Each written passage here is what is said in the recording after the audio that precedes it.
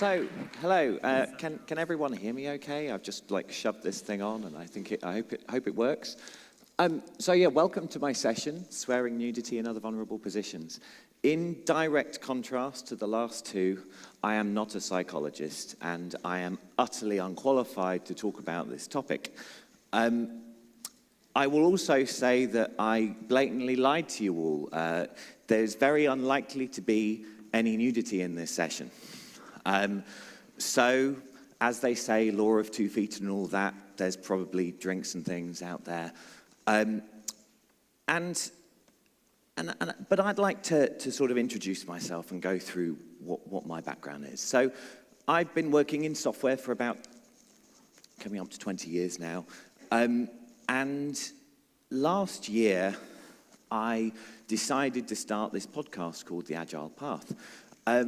And all I really knew was that there were a bunch of podcasts, a bunch of things in that space, and I just didn't want to do something that was the same as that format. Generally, you get a bunch of experienced agilists who sit around in a Skype call and they have a conversation. And that's great, and I got a lot of value from that. I often found that the frustration for me was that actually the engineers and the teams and the people that I was working with, they're not going to listen to that. They weren't interested in that.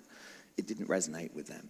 So I wanted to sort of somehow come up with a way of presenting things that perhaps engineers and the team members and who knows, even the management might listen to. So I had this idea, but I didn't really know what I wanted to talk about yet. So I went to Scotland. I jumped on a train very early in the morning and ended up in Scotland at 9 a.m. just in time for the opening keynote. And I basically just went round and spoke to people. I just said, look, I'm there with my microphone. Look, I'd love to speak to you about what matters to you. What matters to you in the way your teams are working? When you're working with teams, what really is something that resonates? And it seemed that everything that people were saying, clicker's just gone off. There we go.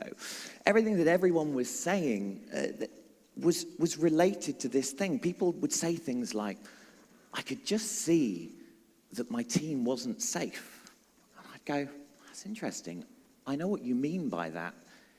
Innately, instinctively, I know what you mean by that. As someone that's worked with teams, I knew what they meant, and I knew what that felt like. But I said, what do you mean by that, really?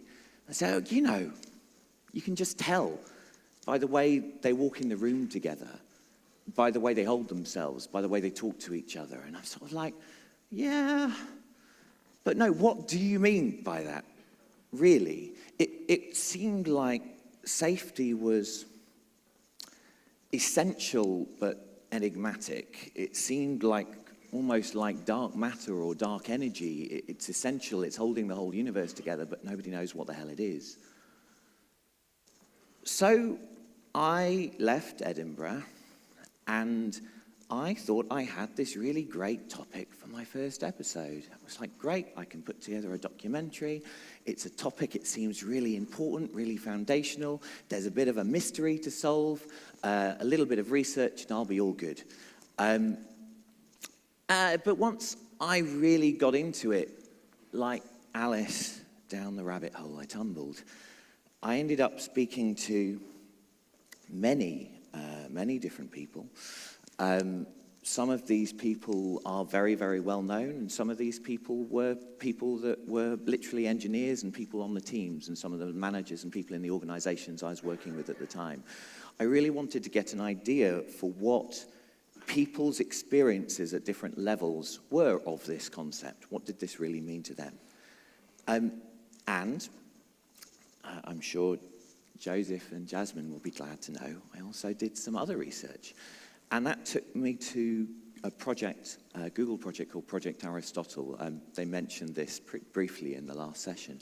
So Google, you may have heard of them. They're quite a large organization, and they do quite a lot with software. They wanted to work out why Team A is great and Team B is not. Why is it that when you have lots of teams, one team does awesomely and another team doesn't?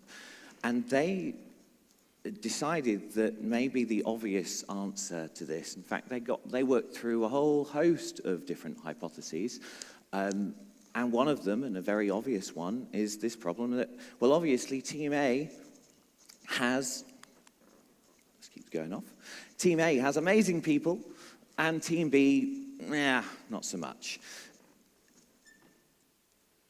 So they started their research in 2012, and over 2 years they studied almost 1,500 people across 180 teams all around the world.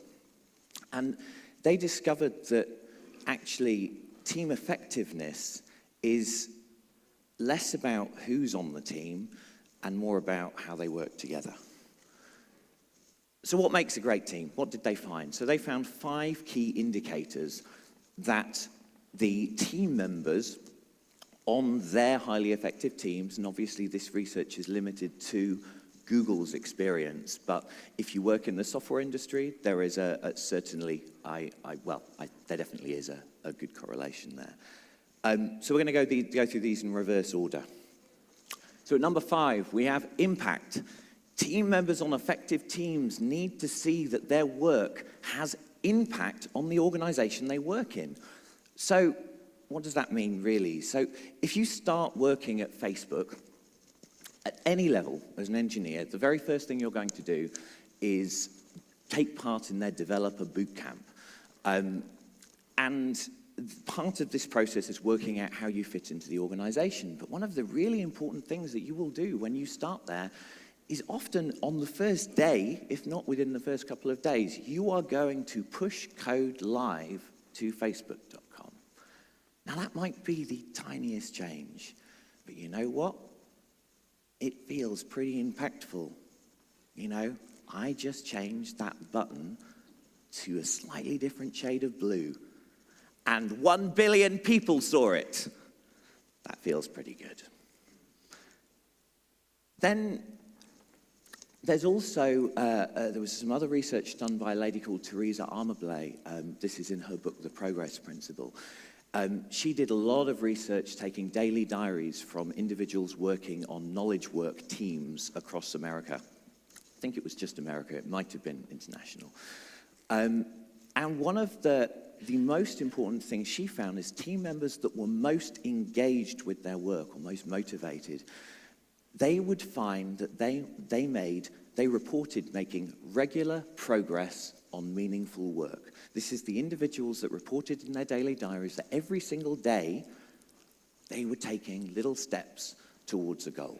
They were reporting that they had made something. Now there's another word in that definition. That word is meaningful. So meaning is number 4. In 1983, Steve Jobs called up John Sculley, who was presently working over at PepsiCo, and he wanted him to become Apple's new CEO. That didn't prove to be the best thing as it happened, but at the time it seemed like a good idea, don't they always? And when he called him up, he said, do you want to spend the rest of your life selling sugared water, or do you want to come and change the world? What Jobs was doing there was tapping into our deep-seated human desire to do meaningful work. We want to do stuff that matters. We want to change the world. But what does that actually mean for most of us? Because I imagine most of us are not working for organizations that are alleviating the world of poverty or curing cancer. If anything, we're probably contributing to those things more than we're helping alleviate them in many cases. So, meaning is actually a very personal, subjective thing. This means that this could be as simple as me producing knowing that I'm doing the best work that I can do, okay? Even if that work is not necessarily contributing to curing the world's ailments, but me knowing that I've done a really good job and being facilitated in doing that. And it's also maybe me knowing that I've supported someone else, I've worked with someone else and contributed to their success. So one of the areas that I've seen this work, and is a particular agile practice that I'm a huge proponent of, is pairing. And there was a study done, I think, in the mid-90s, but annoyingly, I edited my slides the other evening, and I've lost the date on my notes. I think it was 93, possibly. And at the University of Utah, they did some research into the effectiveness of pairing. Now, this has a bunch of the expected outcomes that we might see. So, yeah, it shows us that teams that pair and individuals that pair tend to be more effective. There are lower defects. These are the things that, if anyone's heard anyone talk about pairing, we know about. But there was a couple of more interesting stats that I found there, which were that 96% of the engineers in the study reported that they enjoyed their job more than when they were working on their own. And 95% said they had greater confidence in the solutions they produced. The meaning in this context comes from the satisfaction of knowing they were doing the best they could do and supporting their pair in this case. Structure and clarity. So teams and individuals need to know what they're doing to be good at what they're doing. This is pretty obvious. It's quite hard to be good at what you're doing if you don't know what you're meant to be doing. At the very least, you're going to be annoyingly missing expectations. So, a quick show of hands. How many people in this room feel that they have a good grasp of their organizational goals, how their project contributes to those goals, and how they fit into it? If you're like 100% certain on all of those things. So, I cannot see anyone up there, but I can't see, from what I can see, not that many hands. So, completely scientific study, I'm going to go with about 7.5% of the room said that they are in alignment on all of those things. That doesn't surprise me that much. So, I find teams are often on the wrong page on this. I have an exercise I do with teams that I'm working with where I ask them, I give them all a Post-it note, and I say, go and hide in the corners of the room and write down a few words to describe what you believe the organizational project, etc., depending on the context we're working in, goals to be. I had one time where I had alignment of sorts. The team went away and they presented me with their Post-it notes, and I put them up on the wall, and I was presented with 8 question marks, which was a little depressing and a little disappointing. So, dependability. Teams that get shit done are better than teams that don't. This isn't the most surprising discovery, but interestingly, there are 2 levels to this. On one hand, you have the external dependability. You have a team that actually does stuff. Well, unsurprisingly, they're the good teams. That's not rocket science. You also have internal interdependability between team members. And this means that I, as a team member, can commit to doing something to another team, and the team know that, or they have a certain level of trust that I can be depended on to fulfill that commitment. And what's interesting here is I get a lot of people, they say, well, we're technical teams, we're doing software. What if you just get stuck? You say you're going to get it done by the end of the day, you do your best, and you don't. Does that mean this whole thing collapses down around us? This is not dependent on every team member always delivering all of the time and never having any problems ever, because that's not reality ever. But this is dependent on team members saying, I will do this by the end of the day, but if I can't, I'll say something. And that takes us to number 1, psychological safety, as we've already been exploring a bit today. The interesting thing with psychological safety, and we are obviously going to explore it more, is not just that it was the number 1 thing, but it also underpinned all of those other 4 indicators. In Google's experience, where this wasn't present in the teams, it was very, very unlikely that the teams had any of the other indicators. So, Why does it matter? We are really, really reluctant to do things that could negatively affect how we think other people view us, okay? And this tends to be around these three areas: competence, awareness, and positivity. So, competence, do you feel that you can ask for help when you need to without being judged? Awareness, do you always feel you can ask what the goal is without sounding like you're the only one out of the loop, perhaps? Positivity, do you always feel you can raise the red flag when you need to without being judged? Now, positivity for me is a really interesting one. I'm going to describe a team member to you, and I'd like you to raise your hand if you have worked with this person or are working with this person. So they're called the energy black hole. So does anyone, can you raise your hands? Can you leave your hands up? Who's working? Yeah, okay. So now leave your hands in the air for me. I'd like you to lower your hand leave your hands in the air rather, if in your opinion this person has been in the organization, I'll just say, for longer than other people. These people are often like furniture in a way. They're sort of there, you come in, oh, he's still there, still alive. Now what I'd like you to do is just imagine this person and take yourself back in time. This is often quite a long time, to their first day. Now I imagine that this was not their first day. I come into the office, it's my first day in a new job, I sit down and just go, oh shit, another day. Because that wasn't their first day.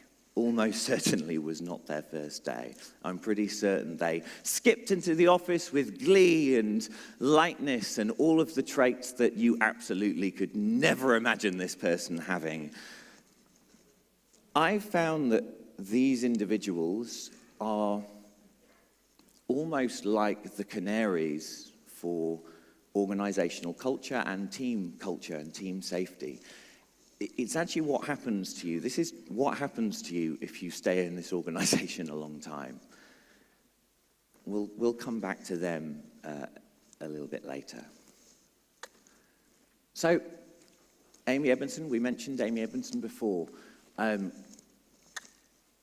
Psychological safety is a belief that one will not be punished or humiliated for speaking up with ideas, questions, concerns, or mistakes. Now, when I first read this, I really struggled with these words, punished and humiliated. Because I just thought, you know what? Managers don't punish their employees, not really, not in the normal environments that most of us are lucky enough to work in. You know, go into the store cupboard for 30 minutes and think about why you failed the sprint. I've never heard that. And the humiliation, when I heard that word, I just imagined some poor engineer who had just admitted to not knowing the latest NoSQL database to be released last minute. And all of the team members are going, I can't believe you didn't know what that was going on about. It's been out for 35 seconds, for God's sakes. And it just didn't gel. I was just like, I don't get this. Punishment and humiliation seems so strong. But then you realize that this is not talking about necessarily an observable behavior. This is describing an internal experience. Because you know what? If it was your fault that you failed the sprint, and maybe in your next review, that bonus you were really needing for Christmas doesn't quite happen how you wanted it to. Or that team that you've been enjoying working on, and the manager just says, you know what, I think it might be better for you to work with this other team. You know, the one that's got that massive pile of defects and shitty legacy code that you really don't want to work with. I think you'd be better off over there, the new team doing the cool stuff. Yeah, we don't want you on this team anymore. you feel punished in those circumstances. And if you raise the red flag, or if you raise your hand and say, I don't know about that test framework that came out last minute, or that NoSQL database, and the team members say, yeah, go on RTFM, then you do feel a little humiliated. So, change of tone. One of the people I spoke to was a chap called Phelan McDermott. He's an Olivier Award-winning theatre director, and he's been working with improvisation for about 20 years now. And he spoke to me about this concept called yes and in improvisation. So he describes this as the yes and muscle. And what he spoke about is this idea that, now, who in here has seen improv before? Anyone seen an improv show? Have anyone done improv before?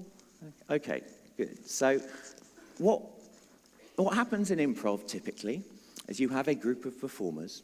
I'm a little lonely up here, not for much longer, and generally someone's going to have an idea. Okay, they might walk in through an imaginary door and go, "Honey, I'm home," and then in an ideal world with slightly, I need like a budget for support actors, there would be another actor on stage, and they're going to listen to that and think, okay, so this person, my other performer, has made an offer to the team. And this is a suggestion that this person is maybe in a relationship with someone, they've come home, who knows, maybe they're joking. Let's think about what they've offered us as an idea. And I'm going to listen to that and accept that without judgment, okay? They've just presented this to me. I'm not going to block that idea. I'm just going to accept it. And then I'm going to add my own bit to that and continue the story. So I might then go, "I'm just in the shower, darling. I'll be down in a minute." And then hopefully the story would continue. Now, one of the interesting things that he pointed out here is that when they're working with very inexperienced improvisers, they teach people to say yes all the time. Just say yes to everything. And the reason for that is that people don't know they are saying no. Sometimes you don't realize when you've rejected an idea from someone until you've rejected it. You don't realize you've shot someone down, because most of us don't go into these conversations with bad intentions. So the important thing here is we need to pay attention to our fellow performers to make sure we're expanding upon what they have given us and not creating an environment that stymies creativity. What I'd like you to do, and we're going to do some exercises, but I'd like you to hold that thought and think about meetings that you might have been in. Most of us will have been in a meeting where we've had to try and solve a problem together. And think about maybe what an attitude of judgment, or rather no judgment, and acceptance in that meeting, how that would change the dynamics of that. So I would like everyone to stand up. You know that really annoying thing where you're going to have to put your laptops on the floor and put your papers down, and you need to find a partner. If anyone is completely free or devoid of a partner, then feel free to come up here. It is even better if you don't know them, but that's just that. Now, if anyone is devoid of a partner, I might need a volunteer to help demonstrate. So, not yet, in a minute. Is anyone free of a partner? Can anyone take the terrifying job of walking up the steps and helping me demonstrate? Any ideas? Do we really have an even... Oh, there we go. I was like, really, we just happen to have an even number of people. Hi there. Thank you very much. So what we're going to do is we're going to face each other, stare deeply into each other's eyes, and hold our hands up opposite like this. So you copy me, and we are going to mirror each other. So one of us is going to start moving, and we're going to copy that movement as best as we can. This is much easier done when we do it very slowly. And interestingly, what we're going to do is try and swap control. So you will take control. And the aim is to do this in a way that if I was viewing you, I wouldn't know who was being reflected and who was the mirror. So let's see how we do this for a minute or two. So if you... Okay.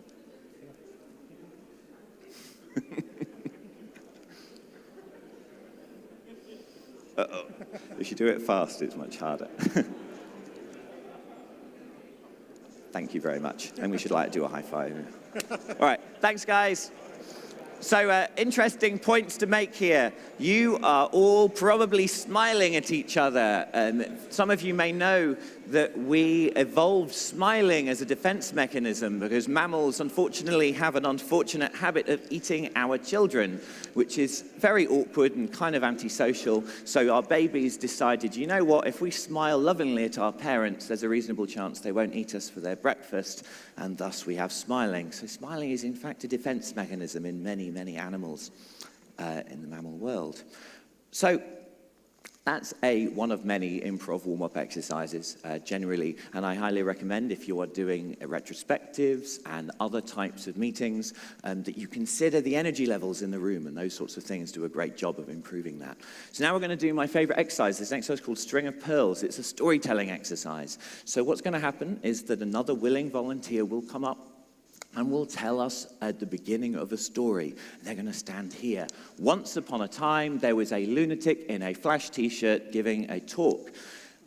And then we'll have another volunteer come up, and they're going to stand here and tell us how this story ended. Now, unfortunately for me, when I was speaking in Nashville earlier this year, the last line that was the follow-up to the one I just gave you was, and he was dragged out to a back alley and murdered by an angry mob. That put me in an awkward situation. I couldn't really tell whether they were loving it or hating it or what was going on there. So ideally, as little stories about violence against me as possible, but that's the only constraint. So what we're then going to do is, if you imagine, we then have the beginning and the end of a story, but we do not know how those two things will connect necessarily. And so what will happen is more volunteers are going to come up and fill in the gaps for us gradually. Each time someone comes up, we're going to review the story, see where we're up to, and decide as a group if we're happy with the story that we have told. I will say that the stories will generally make sense in the wonderful universe that we are going to create here together. We're not aiming for literary genius, but this can, sometimes it produces some interesting results. So what I would love is the most terrifying part of this, especially with the psychological barrier of steps to climb up. Could I ask a volunteer to come up to kick off our story? Has anyone got any ideas? Any ideas? I imagine I'm going to, unfortunately, people up in the circles, it's harder for you to take part unless we can bungee down or something quick. I don't recommend that, by the way. That's not... So does anyone have any ideas for the beginning of the story? This is the most terrifying part for both me and you. I'm dependent on you for the success of my session. Any ideas? Volunteers? Yes, here we go. Do you want to come straight up if that's okay? Yeah? Sorry, pardon? Could I ask you to come up and say that, please? Thank you. Could we get the... You'll be handed a microphone as you come up. There we go. So okay. If you can stand here, please. I think that's probably a decent place to stand. Fine. So you are in a rental car, and it says it has a 3,000 CCM engine. It's an American car, a pile of crap. And you want to test it, so you put the metal to the pedal to the metal, and you drive at 100 miles per hour. So what shall we do? Shall we try and contract that down to 5 words or 10 words or something? You were driving at 100 miles an hour. You are driving at 100 miles per hour, and then the police shows up behind you. Oh, there we go. Okay, so driving at 100 miles an hour, police behind you. How is this story going to end, people? That's a pretty good start. I like a good action sequence. We can have anything. Unicorns? Rainbows? Glitter? Go ahead. Come straight up. We can use the same mic, but since we have 2 mics and we're starting at both ends, we could pass them into the middle. The story ends with IBM buying your company. IBM and IBM bought your company. All right, so let's reread our lines. So let's see where we're up to with this story. Okay, so driving at 100 miles per hour in Arizona, and the police shows up behind you. And IBM. And IBM buys your company. This sounds like a tale of corporate morality. This is great. So let's see. So what is the next stage? How are we going to iterate on this story? What's the next bit that happens here? Now you can add your sentence at any point in this timeline. You might want to start at this end, or you might want to start over at that end. What's the idea? Any ideas now? Yeah, come straight up. Come straight up. So stand wherever you think you're most safe and take the microphone from the person closest to you. You and the police start a meaningful discussion. So pass the microphone down there. Now what I'd like you to do is reread the line again. Let's see where we're up to. So you're going to have to say this a lot, I'm afraid, those first volunteers. Okay. I'm puzzled now. So, hold it a minute. Mine is easy. Driving 100 miles per hour, police behind me. Then the driver and the police started meaningful discussion and decided to go to a bar. Oh, there we go. That's a good end.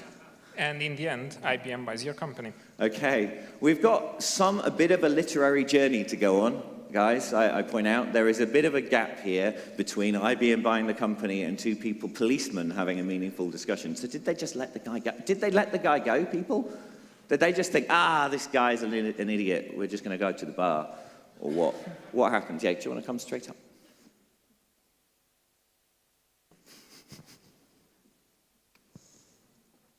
So take the... Oh, are you going to go at the end, in the middle? Ooh. Somewhere over here. And the sergeant said, we're going to have to take you down to headquarters. IBM headquarters. Well, at least we've got a link to IBM. That one's your one. There we go. So let's reread the line and see where we are. Okay. Driving in 100 miles per hour, police stops you right behind you. So they have a meaningful discussion and decide to go to a bar. And then the sergeant said, we need to take you down to headquarters, IBM headquarters. So they take the person into the bar with them from the sounds of things, or they meet some other mysterious stranger in the bar related. Any ideas, guys? What is this going to go to? We had a high-speed police chase that ended with a couple of people having a chat in a bar. That wasn't the ending I was expecting. We could insert some explosions in here. I don't know, maybe. I'm just getting excited. Anything? The stock market? Bitcoin?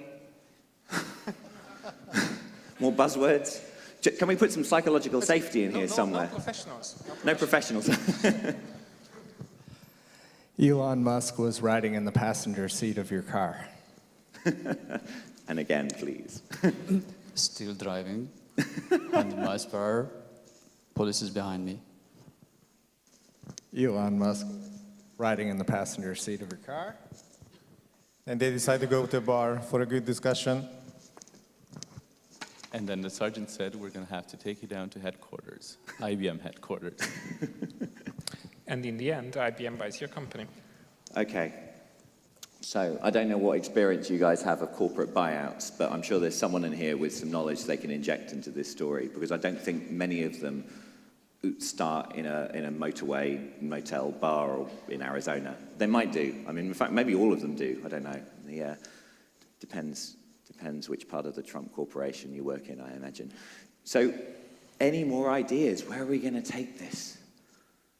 We're going down to IBM headquarters. How is that going to end up with someone purchasing IBM? Maybe I think we need a unicorn in here somewhere. That would solve everything. It works for software teams and excited product owners. Let's try this. Unicorns. It's interesting how much of a barrier the aisles are. I wonder what the percentage involvement is if you're like right in the middle. You know. Yeah. Do I need to model climbing over chairs to get you guys to come up? Oh, go ahead. Come straight up.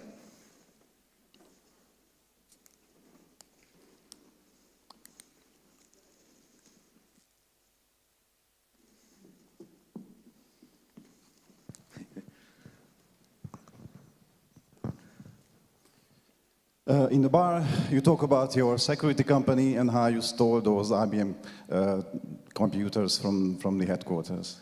Okay. So we're going to solve the problems in the US police force, I think, by this. This is. Go ahead.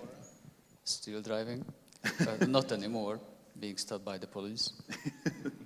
Elon Musk is in the car with him. And they decide to go to a bar for a good discussion. About your security company, which helped you to steal a brand new IBM computer with Elon Musk with you, not noticing anything. And then the sergeant says, we're going to have to take you down to headquarters, IBM headquarters. Getting good at this. And IBM buys your company. All right. We've got to close this up, guys. Come on. Where are we going with this? IBM headquarters, buying the company. Ideas. I thought I saw someone put their hand up there, but it wasn't. She was just sneezing. It's fine. It's okay. Ideas? Maybe someone right from the middle, so then they could climb over the chairs to get here. It could add some drama and excitement and health and safety risk. Ideas? IBM, purchasing company, police chase. I think we need to bring back the high-speed police chase in a way. Maybe they take the guys on a joyride. I don't know, maybe. Drugs? Anyone got any drugs? No, it's a bad offering. Just saying that drugs often feature in these stories. Oh, go on. Please tell me it wasn't about drugs. It could be. Yeah, I had such a big fine. I got such a big fine from the police that I have to sell my company. Okay, I think we might have it. So we need, just in case we have it, we won't know until we demo it. I express everyone put the utmost amount of passion you've ever put into any sentence you've ever said in your entire life in this line. Driving, miles per hour. Am I passionate? Being stopped by the police. No judgment, no judgment. And Elon Musk is in the car with us. They decide to go to a bar for a good discussion. You admit that you have a security company and you managed to steal the latest IBM computer with Elon Musk with you not noticing anything. And then the sergeant said, we're going to have to take you down to headquarters, IBM headquarters. Yeah, and I got the fine and I have to sell my company. And I did. I sold my company to IBM. Woo! All right, you know what? I think we'll call it there, unless people would like to add more to this story. But it is traditional that we cheer very loudly to celebrate the story that we have. Thank you very much. Thank you. Now take those, or do you want to give them to the... Oh, there you go. Thank you. Okay, so pick up clicker again, reset it so we can change slides. So, what do you think? Did we tell a good story? Yeah? Yeah? I don't know. Let's see, sort of somewhere between your one-part, two-part Netflix miniseries and Hollywood action blockbuster. I don't know, somewhere in there maybe. Was the activity an engaging activity for people? You find it engaging? Was it interesting? It's not like a judgment of me. Was it an interesting activity? Yeah? Why do we think we found it interesting? Just shout out, I'll repeat. Why do we think we found it interesting? Any ideas? Yeah, go ahead. Yeah. Yeah, exactly. So there's a couple of things there. So you've got both just the general intrepidation of, oh God, I've got to come up on stage and seeing what people come up with. There's also the fact that actually you have this sort of mystery and people are like, oh God, there's a story and we have no idea how on earth they're going to try and make these two things work. There's actually a few other things that I think happen while we're doing this. It's safe to contribute ideas without embarrassment. Now, I wouldn't say it's actually completely not embarrassing. It feels pretty embarrassing. But it's safe as far as no one on the stage is going to send you away. You come up, you say your crazy line, and we work with whatever we get. And everyone's inspiring each other as we work towards the end of our story. everyone also has autonomy in their contribution. You know, people aren't going to come up if they don't want to. And while there is a bit of peer pressure that grows, especially when you have smaller audiences and smaller groups, I've done it in quite small sessions where you end up with quite a few more people on stage than there are now sat down. And at that point, you suddenly realize, I want to be with the majority. I'll just come up with an idea. And it's safe to fail. Interestingly, while we describe this as a storytelling exercise, the goal is actually not to tell a gobsmackingly amazing story. What you learn while you do this, regardless of the quality of the story, is about listening and collaboration, and the outcome is what you learn about that, and not necessarily the quality of the story. So after I spoke to all of these people and did my own research, I wanted to make a definition of safety that resonated more with me. So for me, you're safe when you can speak your truth, raise your concerns, and give and receive constructive feedback without the fear of humiliation, rejection, or punishment. So we then ask the endless question, so how do we get this thing? Now, there are, as Jasmine mentioned, you can look at A.B. Ebinson's research. She has questionnaires. Also, Google have some equivalent things for assessing your team's alignment with each of their indicators. And maybe I'm a little cynical, but I have this fear of, in probably not far away enough, an certified organizational safety consultant wandering around your office with a clipboard going, round tables, that's good. Oh, I think, is that eye contact? Yeah, okay, awesome, eye contact. And just checking, are there any managers in this retrospective? No, good. Okay, guys, you know what? I'm going to give you a 97% rating for safety. I'll be back next year. You'll get my invoice tomorrow. And I have some deep concerns about that because, like almost anything relating to Agile, it's not the practices that really matter. It's the mindset and it's the approach in the first place. So I've worked with a number of teams, and since I started doing this research, this has really transformed my approach with the teams I'm working with. And like Jasmine, I didn't find anything that definitively told me how to foster engagement, as certainly not empirically proven. But I have my own approach. Now, I call this paying attention, and this is very similar, I think, to what Jasmine was talking about with regards to awareness. Now, I break down paying attention into 3 levels. At the first level, I call it experiential. This is me understanding my experience of safety. This is me focusing on the question of, oh, I felt safe before. I felt I had a voice. I felt I was able to contribute. I felt comfortable being me in that environment. And now I don't anymore. What's changed? What's happened? Just get to know yourself in this circumstance.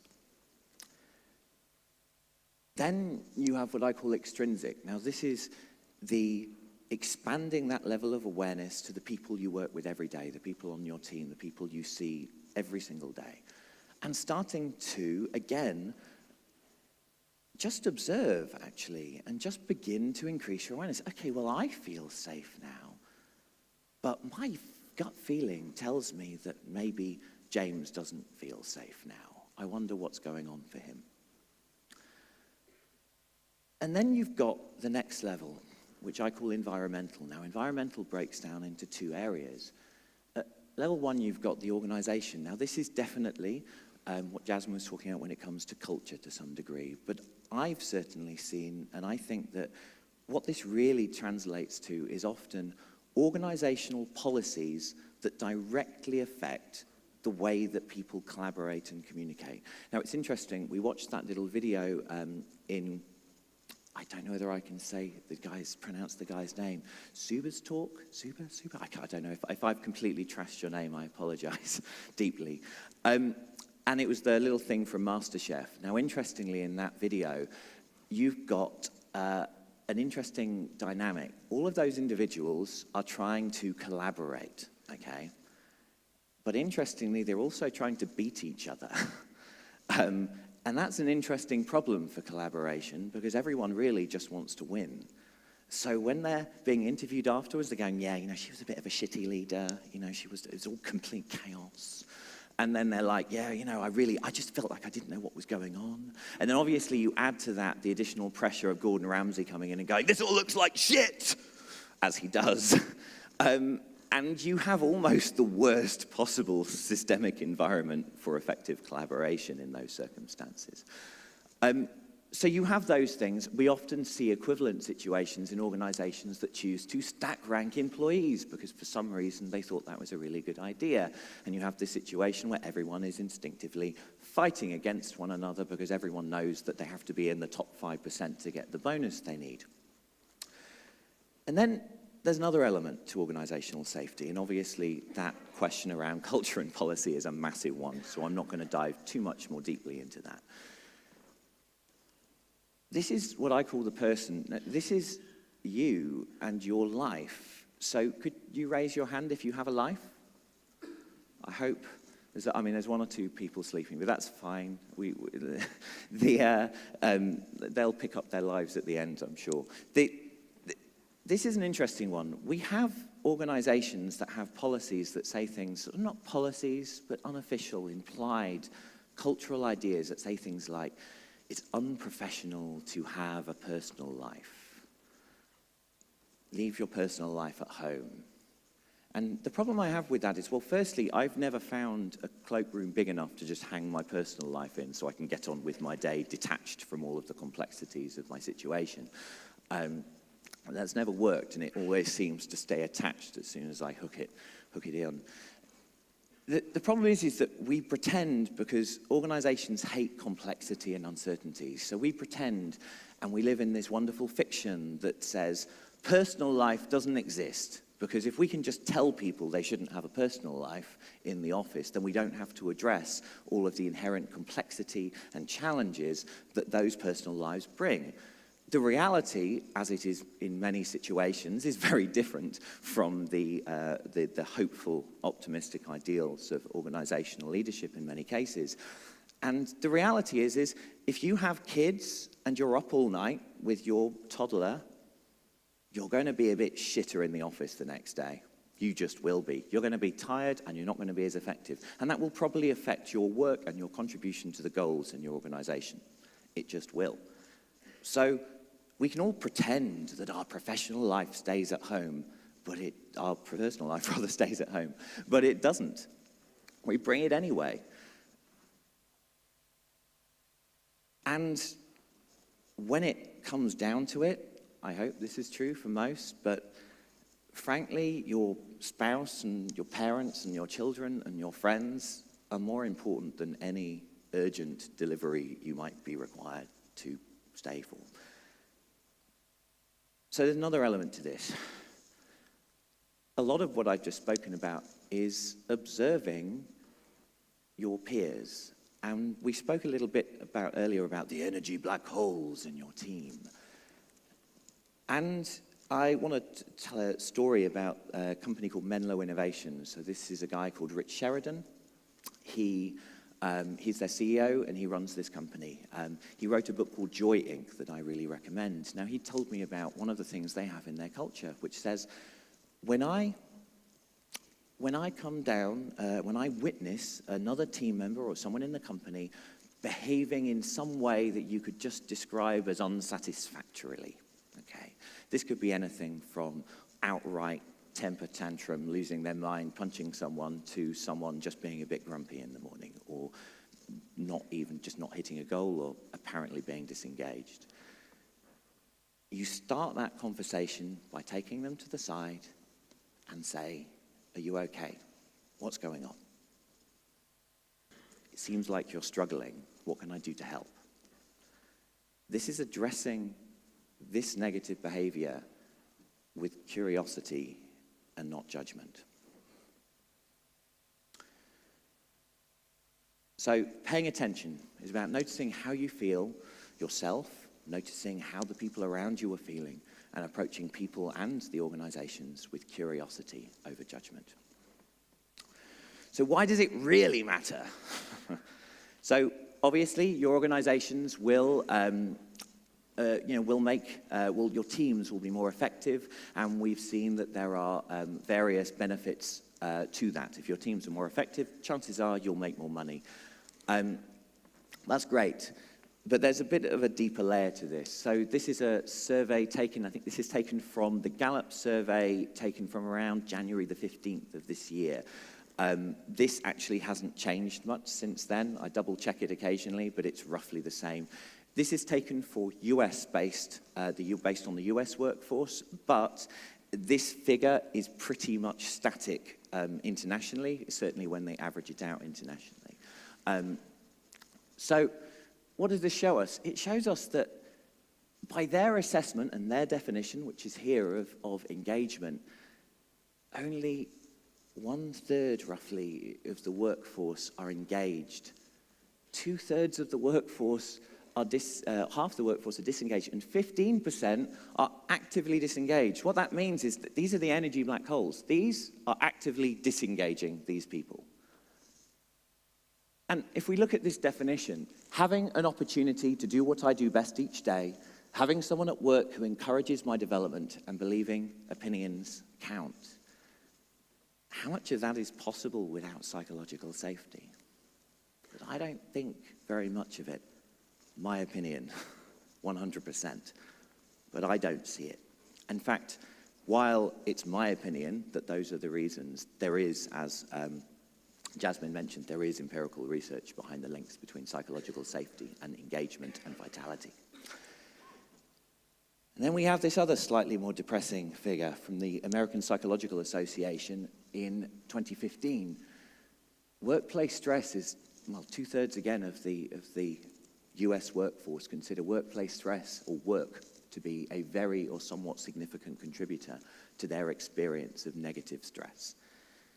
And out of those people that experience stress, let's come back again. God, clicker trouble. 1 in 2 of those lost patience with their kids or shouted at their spouse. So I was reading this and I thought there must be a link here somewhere. Now, if you do, and I did, research and look up psychological papers looking at links between stress and engagement, there are literally, I think I found hundreds of studies that seem to repeat the same thing, which is you go into an organization and you assess, based on a variety of standard measures, their level of stress. And then you assess, based again on a variety of standard measures, their level of engagement. And you go, wow, look at that. Everyone's really stressed, so engagement is really low. I thought, meh, that's not that interesting to me, because it's obvious. It's obvious. No one feels engaged when they feel stressed. No one, not really. You kind of do in a short term. In the long term, it destroys you. So what I was interested in is the reverse of that. And then I discovered some work done by Evangelina Demaruti, if I can say her name properly, and others around this time. And many other people have worked on it since she originally published this with Arnold Backer, called the Job Demands Resources Model. Now, I don't have time to go into this. It's a big topic. There's a ton of research around it. But I want to describe to you a story that I think explains the heart of this. So, imagine this. You're in the office and it's 7 p.m. and you're just thinking, you know what, it's about time to go home now. And your manager bursts in through the door. Shit, shit, shit! And you sort of sat down, you look up and say, is everything all right? And he says, oh, God! Yeah, can I help at all? The CEO's coming tomorrow. And you're like, yeah? Well, no, I don't. Well, he needs to see a demo. Okay. Of what? The project. You mean the project we started an hour ago? Yes. What do we have to show him? Well, we don't have anything to show him. We started it now. I'm about to go home. Just sort it, for God's sakes. I need to go home. I'm too stressed. He storms out. He's having a bath to deal with his stressful day. You're at the office, and it's now 10 p.m., it's 11 p.m., it's midnight, you've had 19 coffees, you're all jittery. And by about 2 a.m., you just about finish, and you go home, but you're pretty wired because you've had 19 coffees, and you don't really sleep because you know that at 9:30 when the boss comes in and the CEO's there and the demo that you made breaks because the manager moves the mouse 1 pixel to the left a little too far, which he will do, you know it's your fault because you did it, right?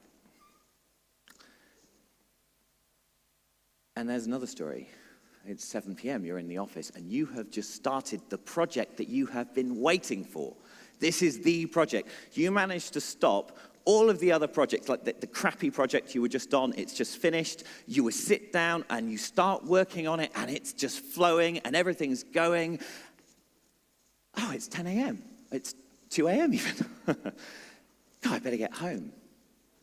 And you go home, and you sit in bed, and you're lying, staring at the ceiling, and the ideas are still going round in your head, round, and you think, oh, fuck it. And you pull out your laptop, and you sit and you work all night until the birds are tweeting outside, and the sun's just poking up over the trees, and you finish that last thing, you commit the code, you save the PowerPoint presentation, whatever it is you're doing, you slam your laptop closed, you charge in, barely having a shower, charge in through the door with your laptop above your head. I've done it!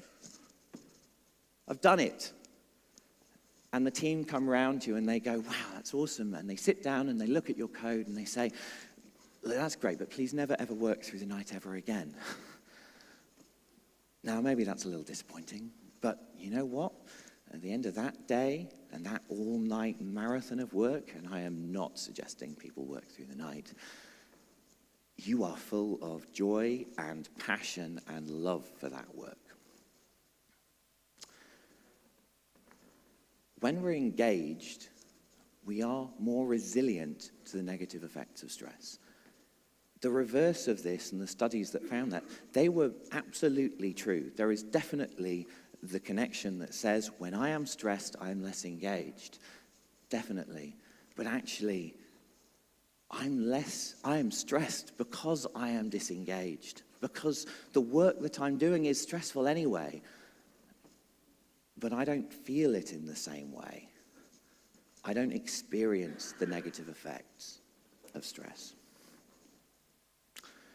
So, safety is the #1 indicator of effective teams. Without it, engagement will be decreased or even non-existent in many cases. And a lack of engagement brings lower resilience to stress. Stress has been called the health epidemic of the 21st century by the World Health Organization. And the estimate is that it costs US businesses something like $300 billion a year. And we already saw the health risks in Mary's talk earlier today. So I like to end on a quote as well. Safety is a very profound thing. Not being emotionally abusive in the workplace sure would make the world a better place. Thank you very much.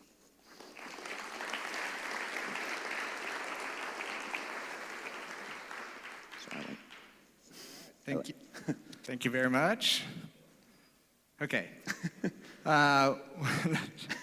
We'll take just a couple questions in the interest of time. So the first one's... Oh, I want the second one. Sorry, go on. We'll address that, but not count it. So I am lost in safety, agile, and chaos. Could you sum up in one sentence? For me, it's about people. We need to recognize that people are at the center of our organizations and address their needs. That's it. Do that, and you will solve that. Yep, and we'll skip the swearing and nudity one. Edward has asked, how does one get an energy vampire to be more flexible and start saying yes to some ideas? So I'll tell a little story that happened to me very recently. A couple of years ago, I was coaching a team, and then I was coaching a coach, and I replaced myself with this particular coach. And he called me a few months ago and he said, John, I've just moved to a new team. I know you're not working here anymore, but I just could do with some advice. He said, I'm just working with this new team, and there's this guy. It's like everything I do, he's just pushing and pushing and pushing. And I just said, so have you spoken to him? And he kind of went silent. When I haven't spoken to him. In fact, he knew that I hadn't, because he knew that that was the first thing I was going to ask him. And he said, look, of course I haven't spoken to him. Frankly, it's hard enough him being in public, in the team, while I'm there, let alone being locked in a room with him in a one-on-one. That sounds like the most terrifying thing in my life. I said, what do you imagine is scary about this situation? And he said, well, I'm basically going into a room with him and saying, your attitude is shitty, fix yourself. Which is, in fact, a situation that many managers think is the answer. Tell your people they need to sort themselves out. You're on a performance improvement plan. In 3 months' time, you're fired if you don't sort yourself out. And I just said, look, let's just change that conversation, because he was obviously angry. And I said, look, what about take him go into the one-on-one. You're both going to be awkward. He's expecting you to give him a bollocking, as we say in the UK. So he's expecting that. I said, just say, look, Mike, we've been working together now for a couple of weeks, and I can see you're really struggling with some of the changes that we're putting forward. What can I do to help make this easier for you? And I said, you know what? He's not going to answer. He's probably not going to say anything, okay? Don't worry about it. So he called me not that long ago and said, you know what? I spoke to him.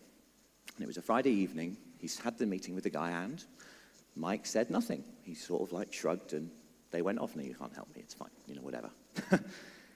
And the next morning, on Monday morning, he came in late. And one of the things he'd told the team to do in the 2 weeks said, I'd like to challenge you all to pair for 2 hours with anyone in the team just over the next 2 weeks, and we'll discuss your individual experiences. And this guy was like, I'm not pairing. I don't want to do it. I just want to put my headphones on and get on. I don't care about working with anyone. It's never been like that before. And he came in, and the first thing he saw was Mike sat next to Jenny. And in fact, Jenny, in her one-to-one that he had, because Jenny was a friendly person, had explicitly said how hard she found Mike's attitude, okay? And apparently he wandered over to the team, because he was in late, and he wandered over to one of the team and said, what's up with Mike? She's working with Jenny. And they said, oh, yeah, in the stand-up, Jenny said that she was struggling with our microservices architecture, and Mike just went, oh, you know what, I've just been working on that, why don't we pair? And they sat down, and they worked all day, actually. Now, what's interesting here is that this individual did change. He was the energy black hole. But he never asked for help. Okay, he never actually ever asked for help. He never said, I'm struggling with something. But he changed because he knew that he was being supported. Okay, he knew that he was being respected, and he knew that the fact he had been struggling, as opposed to just having a shitty attitude, was noticed. And to me, I've seen that, I mean, that's one example, but that was a recent one, but I've seen that quite a lot. When team members know, now, I'll be honest, there are many situations when team members aren't necessarily savable, okay? This is because actually these people that have been in the organizations for a very long time, there's a reason why Arlo Belchi's quote describes this as emotional abuse. They really have been abused, They've been in these organizations for 20 years in fear, blame-driven organizations, and they're not really, they are going to be in a really difficult place, and it may well be that as an organization, you simply can't support them through that. There are other stories, but I'm not going to go on anymore. But that's just saying that it's not always the case. But for a lot of people, I've seen that. Simply offering help is a really good way. Great. And there was actually voted up, a lot of people wanted Edward, who asked that question, to answer it himself. Oh, go on. Test. Hello. Oh, there we are. Can you see me up here? I know it's blinding down there, so I'm like the voice of God up here. It's kind of interesting.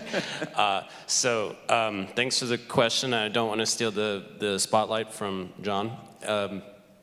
And I asked him because I wanted the answer too, so I feel bad now that I have to answer the question when I was looking for his advice.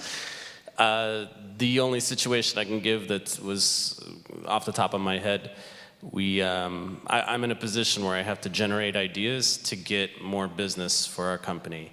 The person I have to go through, or had to go through at the time, I was basically making that person's job worse by getting more business into it. I was giving him more work, okay? So there was a conflict of interest there.